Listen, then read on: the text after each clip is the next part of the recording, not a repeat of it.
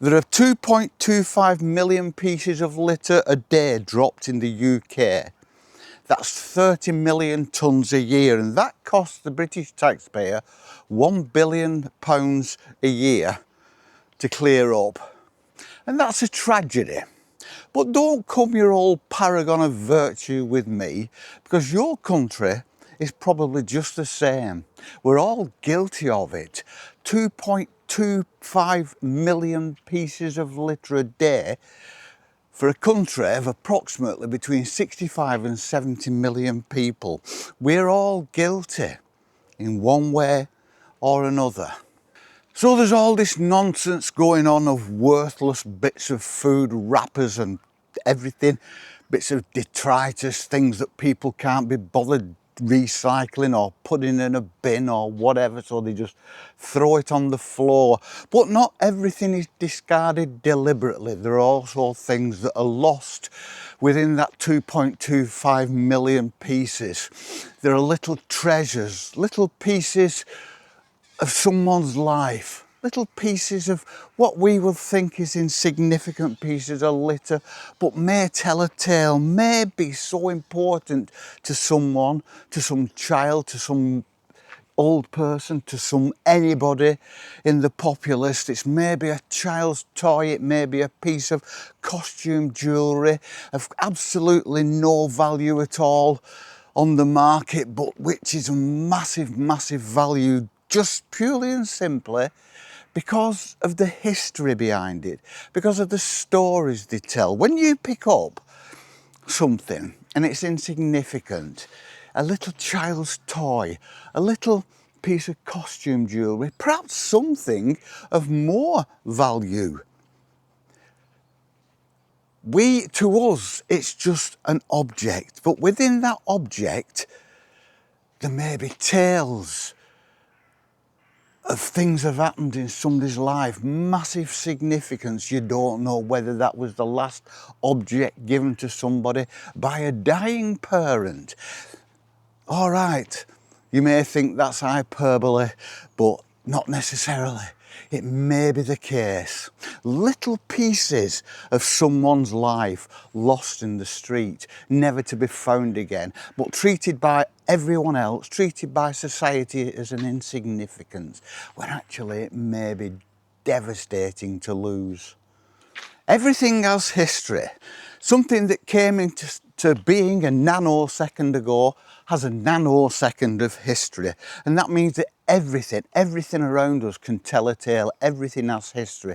Everything dropped on the floor has history. The trees around me have history. Not just we know they're a history, but it's a history we could write novels about. The tree next to me, how many people have leaned up against that over the last 100 years, waiting for somebody to come along what would have been then just a dirt path?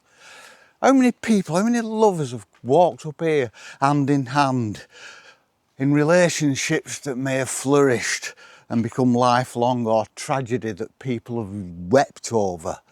Each little object, each piece of a dry stone wall at the side of me, that dry stone wall was put there many, many years ago by some man or woman who may have been going through trauma at that time when they put it there, may have been at peace when they put it there. And each one has been touched by somebody's hand who was going through, who had history. Everything has provenance, but we just don't think of it like that. We walk past something in the street on a footpath, and it may be a piece of, like I say, a piece of jewellery, costume jewellery, or otherwise, if we don't know about it, a child's toy, a child's dummy, or a pacifier, I think you call it in the States. But what we do, we kick it into the long grass at the side of the path because we see it as rubbish, as unsightly, as unwanted. And it's unwanted by society. It's a blight. It's a stain on the countryside. But actually, it might tell a huge tale. We might be kicking somebody's life into the grass. Some little toy a kid's been crying over and still misses. A piece of jewellery. that has some massive significance and was lost when they put the hand in the pockets to pull a hanky out, never knowing, and then carried on and only found out at the end of the day and just broke the heart over it because it was the tenuous link to something that had happened in the past, to a parent or a friend, or something that happened, just something that reminds them of a view that we'll never see again. And this is just the litter in the street. We never know, we will never know the history of each piece of litter that we so casually pick up and throw away, pick up and put in a bin, kick to the side of the path, into the grass, never to be seen again. You may pick up a discarded letter with illegible writing that's been just blurred by rain and weather. And you don't know whether it's a shopping list, just a casual reminder, or whether it's a heartfelt message to someone. A message perhaps wrote and then not sent because someone just didn't have the guts to send it, or they just wanted to write something else to get it out of the system, and then it was done, and then they chucked it away. And in that piece of paper, that blurred paper, maybe somebody's real heartfelt feelings. It's history. Everything has history. Every little thing you find, when you pick it up, each one of those 2.25 million pieces of litter, how many of those actually tell a tale? How many of those have got a history that mean nothing to us, but mean so much to someone else? And they may be missed, they may have been discarded on purpose as a way of getting rid of the history to that individual, but the history's still there. The history will always be there. And the history, even if it's destroyed and just goes up into the atmosphere, the history's still there. You never destroy the history. Nothing can be destroyed because all you can do is change the state of something. When we die, we don't disappear. We just turn into dust. And that's exactly the same. But that doesn't mean our history goes away. And that doesn't mean the history of each object that's discarded goes away. Maybe insignificant, maybe important, but it's history all the same, and everything has a history. Each of those 2.25 million pieces of litter, how many of those was of massive significance and was desperately missed and searched for endlessly and cried over until somebody just accepted that they weren't going to see it again. This link to a parent gone, to a friend never to be seen again, to a lover. When I was in my early 20s, I was engaged to the most beautiful woman in the world. Absolutely beautiful. I was the envy of everyone in the town. She was bright and intelligent and beautiful. And we were engaged, and I gave her a ring and she gave me a ring. And then one day, we went to the seaside in North Wales and went in the sea, and the sea must have shrunk my fingers because the ring came off. And obviously we'd never find it. It was just somewhere in the Irish Sea. And it was horrible. And we were both completely angry and upset about it. And that engagement didn't last. And I went on to marry someone else. And that girl I was engaged to died young of cancer, and I never stopped loving her. And my ex-wife was a friend of hers who knew her, and she knew the significance. And when she died, we all knew she was ill. She'd moved away. She got my daughter to ring me up to tell me because she knew how important it was to me. And her name was Catherine. And you can see in the crop photograph, well, you can't see in the crop photograph, is to Catherine's left is standing my future wife. And that ring,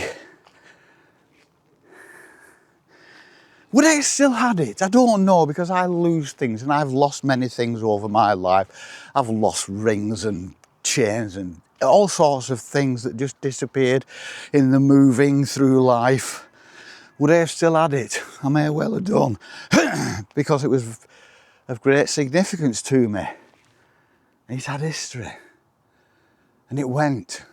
And somebody else may have found it. I doubt they would have done, because it was in the sea, but you never know. Somebody may have found it, and to them they would have said, oh, look, and look at it, it's hallmarked, it's gold, white gold.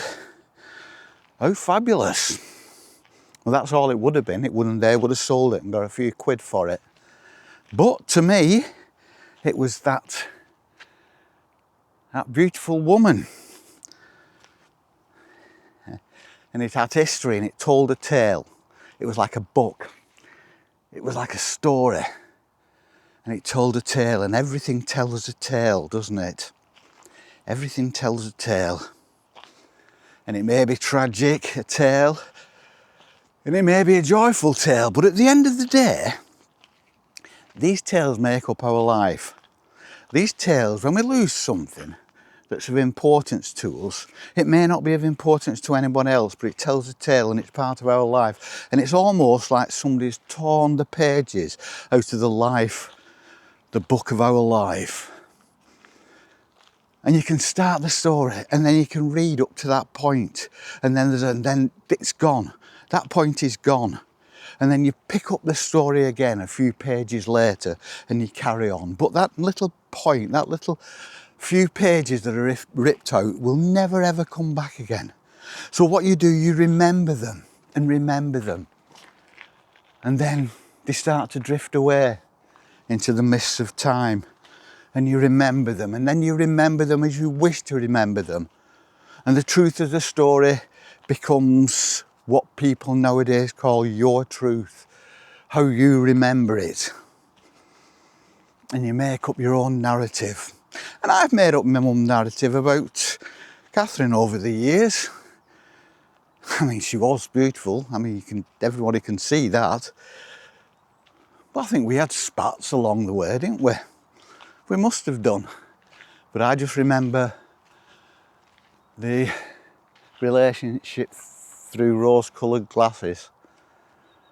And perhaps that's the best way. That's the best way. If you lose something of great significance to you, and the memories start to fade a little over the years, when you wish you could have had that and held it in your hand, because that was the truth, and that held the true story behind your life, and you start making up a narrative, make sure it's a good one. Make sure it's one that you're happy with. Make sure it's not one that's disagreeable, full of tragedy. Because that's good. And there's nothing like happy memories. There's nothing worse than bad, sad memories.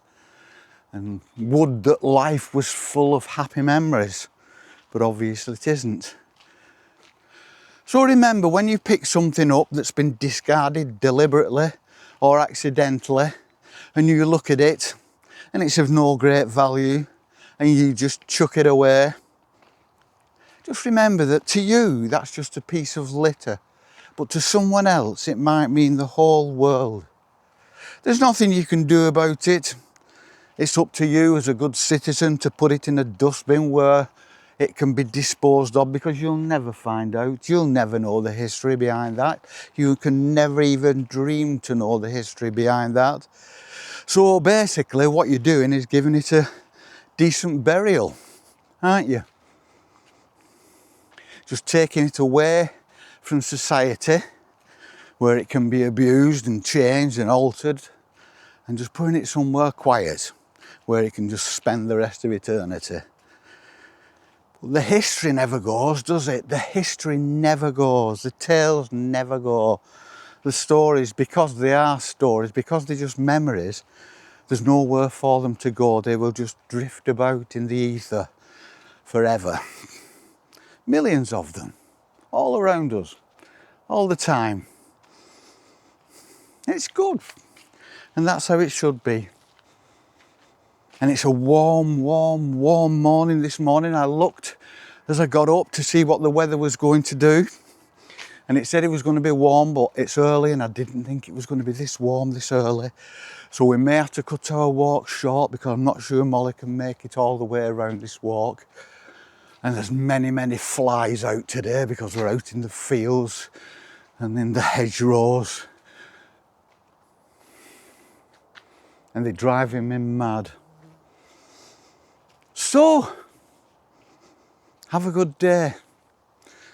And remember, when you pick something up off the floor, just look at it and think,